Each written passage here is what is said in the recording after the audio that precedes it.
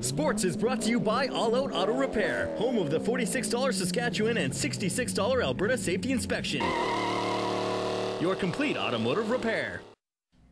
We're continuing our Allan Cup coverage, and now we're going to Moses Woldu at the Civic Center. Moses?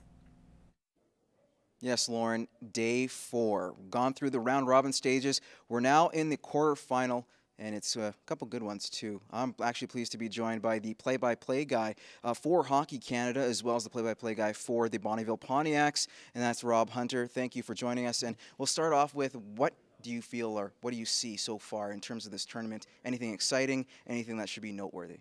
I think it's been a pretty exciting tournament so far. Really good hockey played. I think the power plays, all the teams really in the tournament, except maybe Lloyd, might want to look at some video, go over a few things, because there's been an awful lot of penalties called, yet no one's really been able to take advantage of all the power play opportunities that have been out there. And other than that, I think all the teams are pretty close. There's not one team to me that's head and shoulders above everyone else. The two teams that have gotten the byes into the semis, certainly well deserved. But in the end, I wouldn't be all that surprised if a team playing today in the quarterfinals manages to make it through into Saturday's final. We'll talk about Stony Plain and Wade Waters coming in for an injured goalie. Kind of cold against that Lloydminster team. Comes in last night, does a fantastic job standing on his head, making 24 saves. He could be a difference. Like you said, a quarterfinal team can make it. Exactly, and even the way that he came in cold in that game against Lloyd, he played very well. It was the funny bounce off the glass that we're so used to seeing here in Lloydminster at the Civic Center that really cost him that game in the end. Aaron Starr getting the goal, slapping it 5-hole off the funny bounce into the slot area. Wade Waters was very good in that game. He was very good again yesterday. And in a short tournament like this, in a one-and-done format, if you just ride that hot goaltender all the way through, he's going to be a heck of a story if this continues and he gets them into the final on Saturday, but a long way to go before he gets them there. Perfect. Rob, thank you. I appreciate it. Thanks so much. Appreciate it.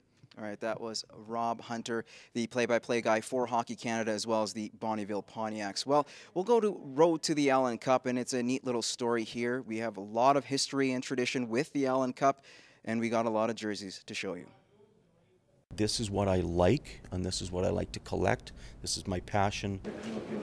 David Martel has been collecting for nearly 2 decades.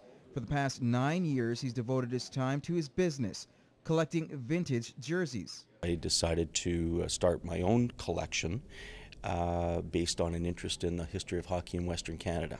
David found out just how much senior amateur hockey played a role out west. The chances of making an NHL team were pretty slim. You only had 6 teams in the original 6 era, and so next to that, you had senior hockey.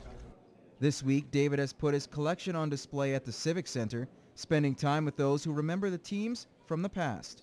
Just being here in Lloydminster and meeting the people and hearing the stories of the people who were, who saw these teams play in the 40s and the 50s. And I've spoken to people who remember seeing these teams play and they know the legend of the teams.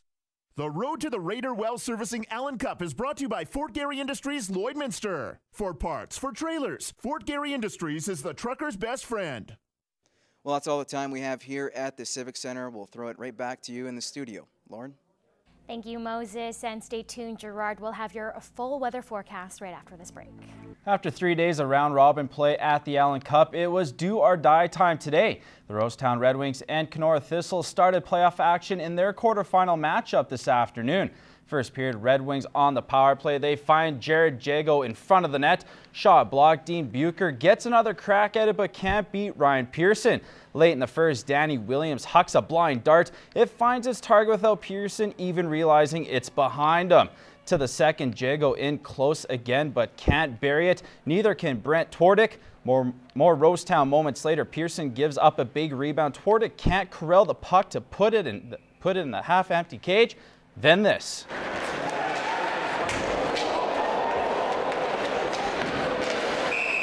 Yikes. Denny Johnston just dodges John Johnson, who hammers the boards. Off a turnover, Kenora finally get an opportunity 2-on-1, but really can't make up their mind about what they want to do exactly. Being outshot 20-5 at this point, Jonathan Poirier gets in tight to tie things up. And they get another 2-on-1 chance shortly after. Jeff Richards puts one right to Jeff Harvey's chest. but he nearly lets it through. To the third, less than 2 minutes in, Rosetown's Williams scores his second of the game. Then on the power play, Casey Lee scores off the big rebound to make it a 3-1 game. Kenor's Poirier scored his second of the game with just over 5 minutes left. And with time expiring, the Thistles press in the offensive zone, but it's too little too late. The Red Wings win the quarterfinal by a score of 3-2. With the 3-2 win, the Rosetown Red Wings are off to the semifinals. They will meet the hosts, the Lloydminster Border Kings. It's a rematch of the Saskatchewan Provincial Semifinals series that Rosetown won 2-1. We go back to the Civic for post-game reaction. We came out and we controlled that first period, and again, we're just having trouble finding the back of the net.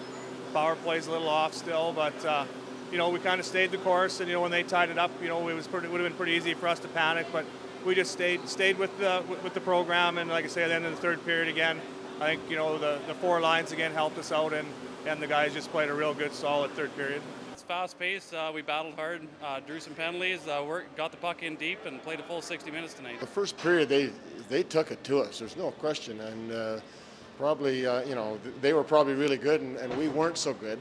But what I liked about us is we sucked it up in the second period, and we battled back, and it seemed just when we were getting things going, we get a call against us, and it was kind of frustrating. But you know what? Right to the end, the boys didn't quit, and I feel good in that. But it's frustrating.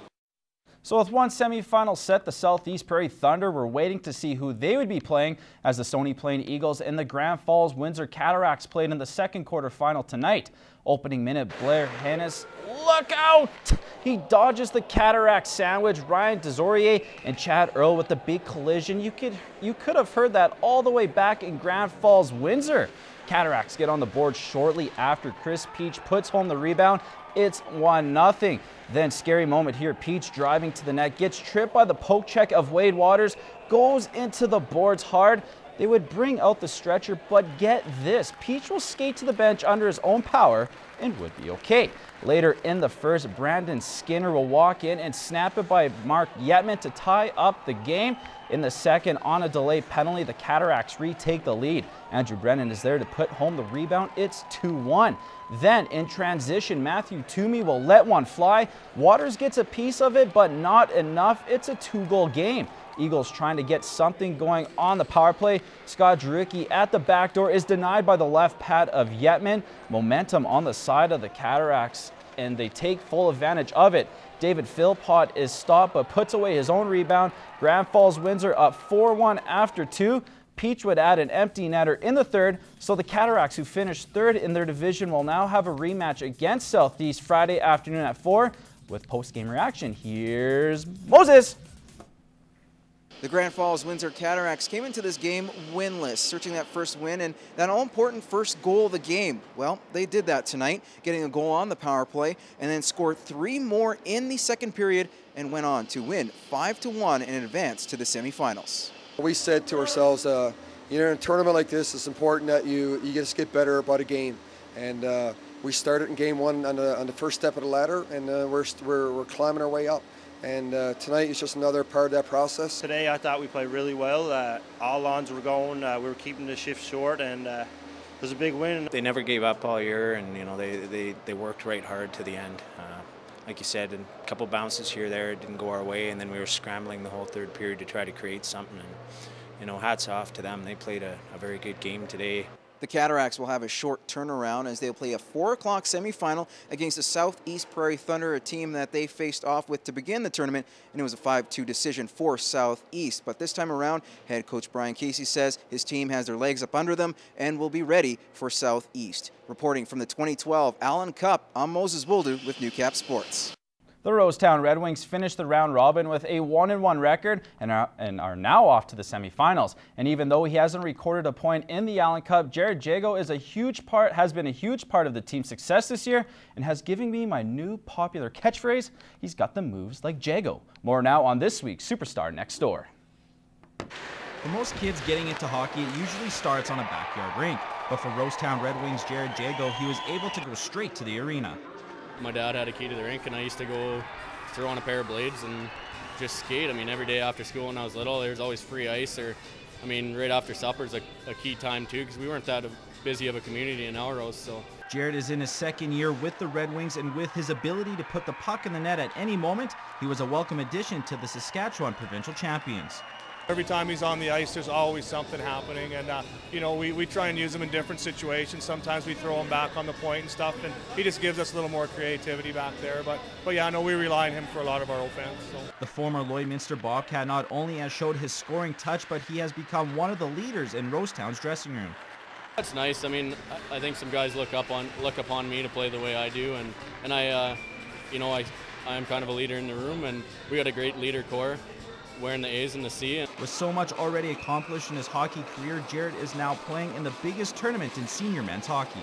Never thought I'd be playing in it, that's for sure. But it's awesome to actually finally get here and play in such a prestige tournament. Superstar Next Door is brought to you by your local BRP dealers.